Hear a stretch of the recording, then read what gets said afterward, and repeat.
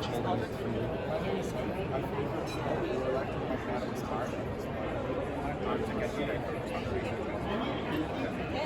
I focus on the manufacturing process of the product. So, our project, GLMT, which is ground level magnetic transmission for light rail vehicles. So if you've ever seen an electric tram or an electric bus, they'll usually use overhead wires, right, which is 2 wires or something like that to allow the tram to harness power from an overhead line, of course, and give it power to move forward, right?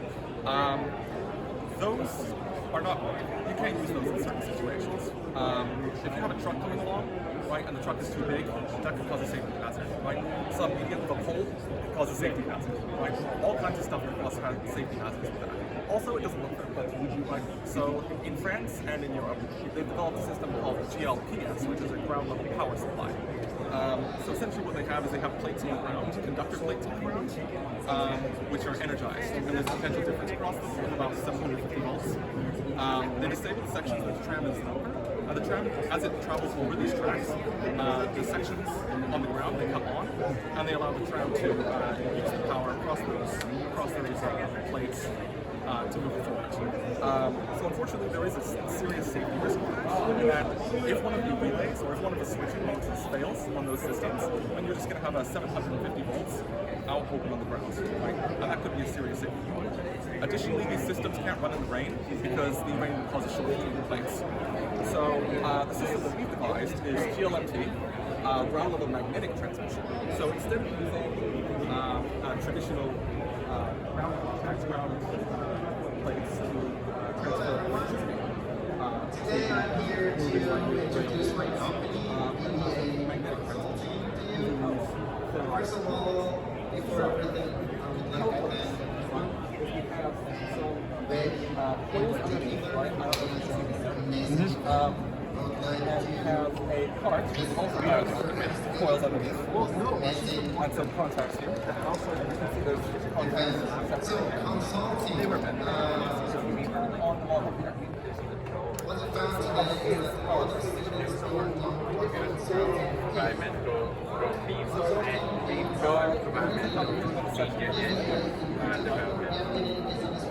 Lots of possibilities to choose from. The power transmission may change it, but we'll go into more detail here.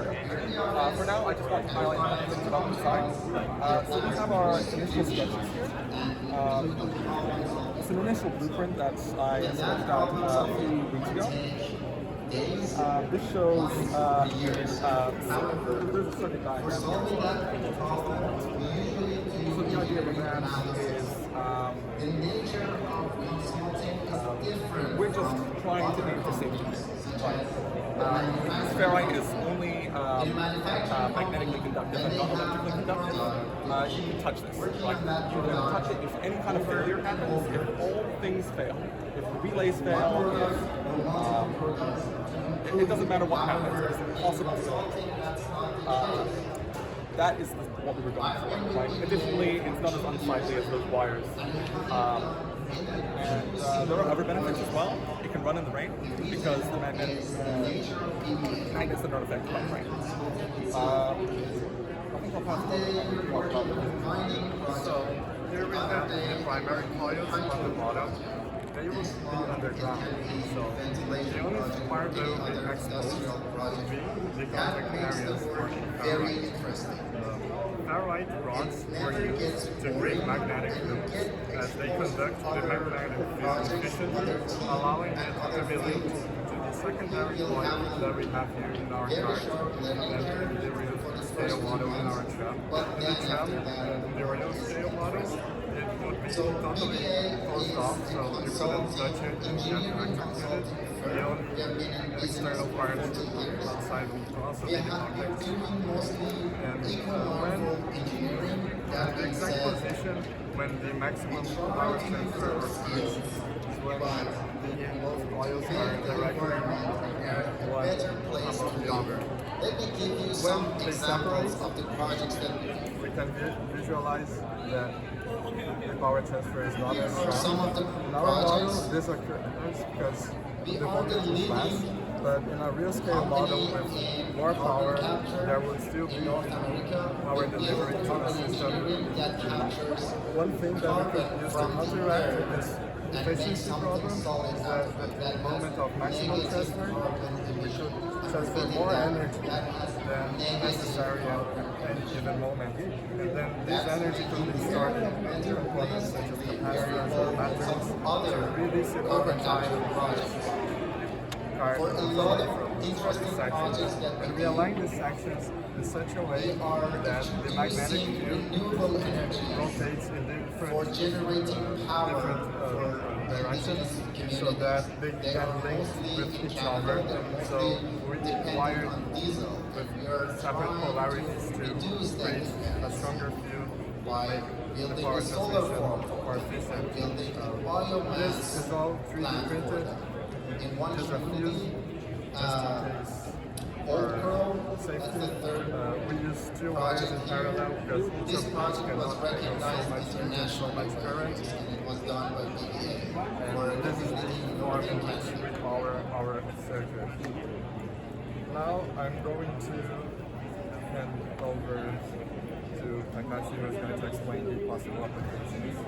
So, as Joseph talked about,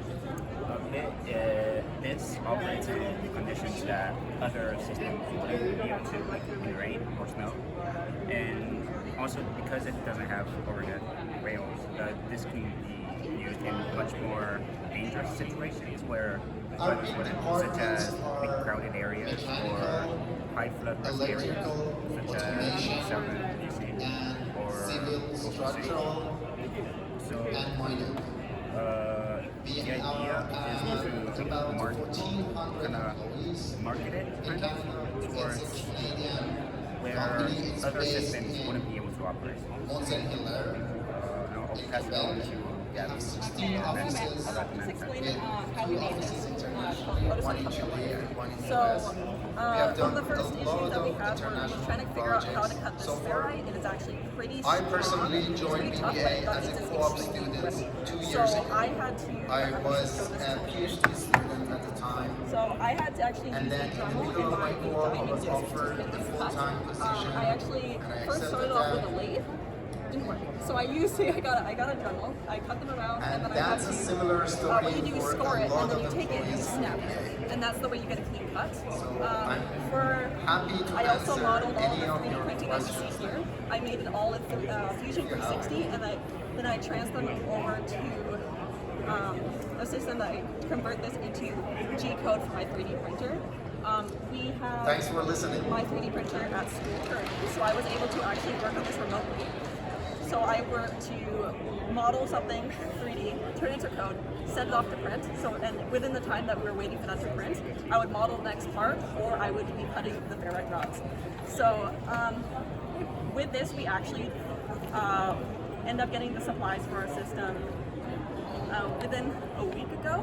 So I actually wasn't able to start any of my physical properties until I had access to these, because if I were to model something to scale, and then like I end up getting parts later and it's not to scale, I would have to restart completely from zero. Luckily, with what I printed here, I actually did not need to make more than 1 or 2 prototypes to print out. Yeah, do you guys have any questions?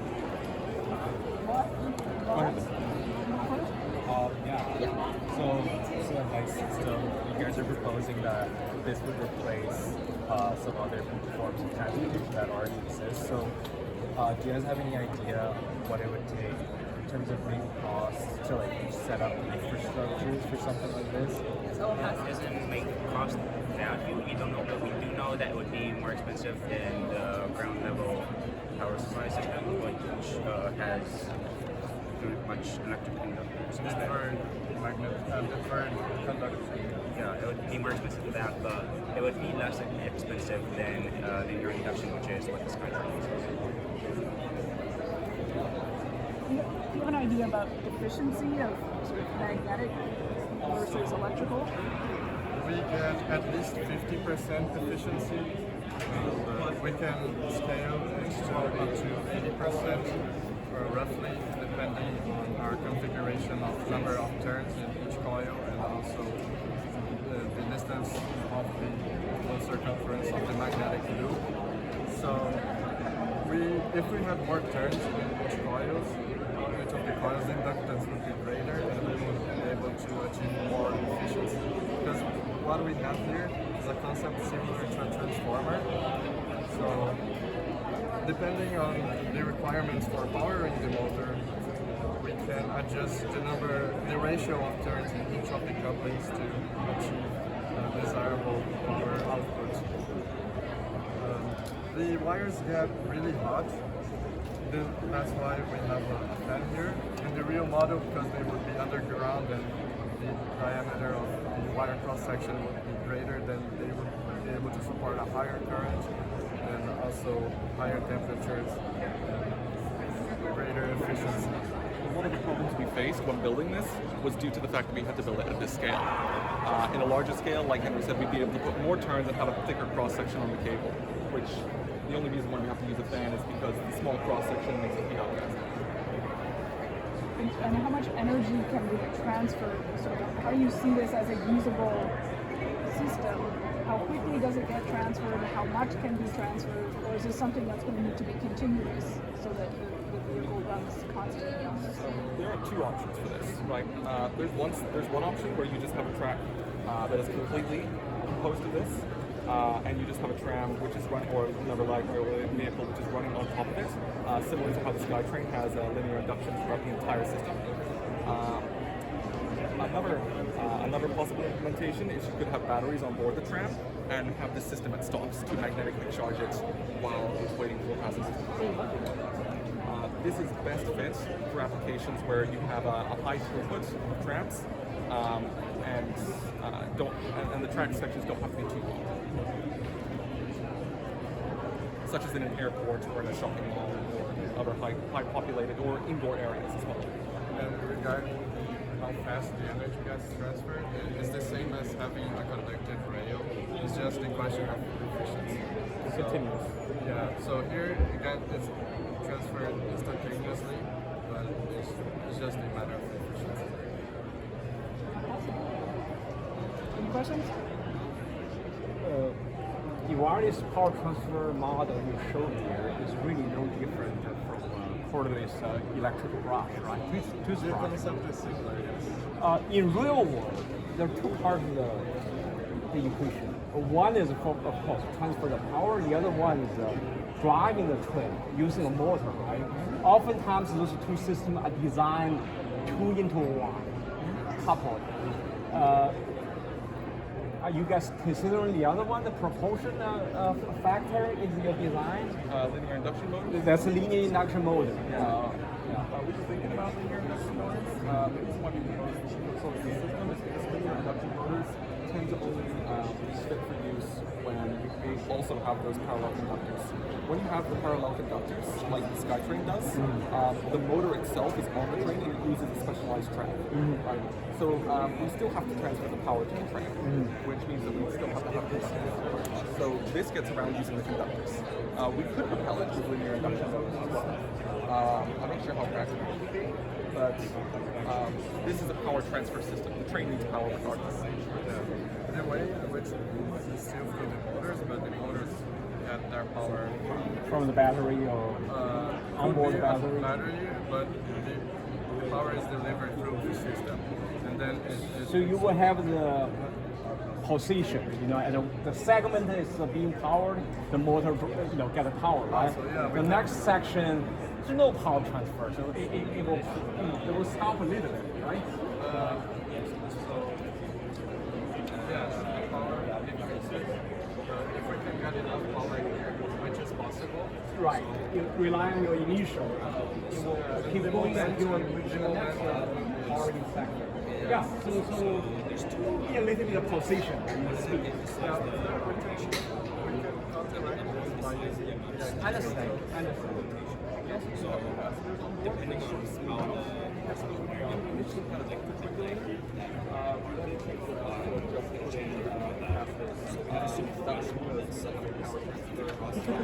Way too close for that.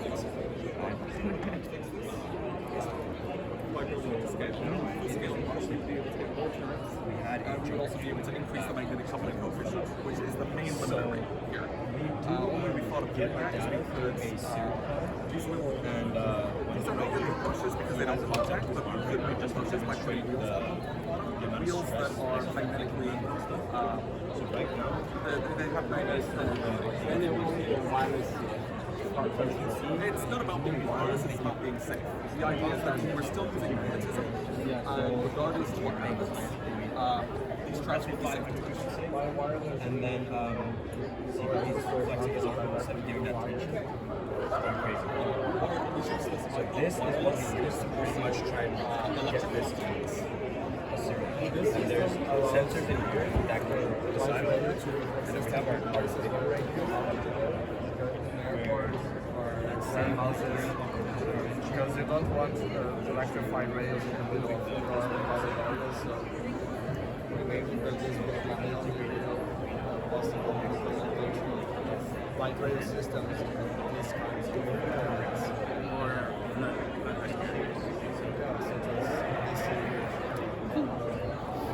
Very good, very good. Thank you very much.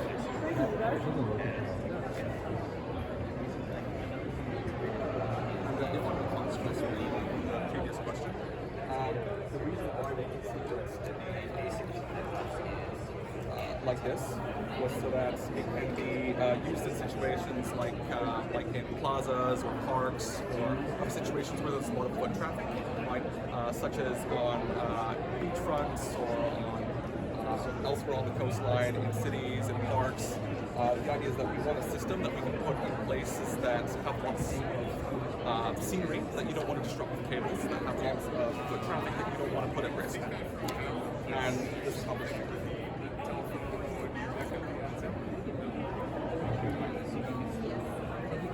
Thank you very much. Cheers. You made it. We're still alive.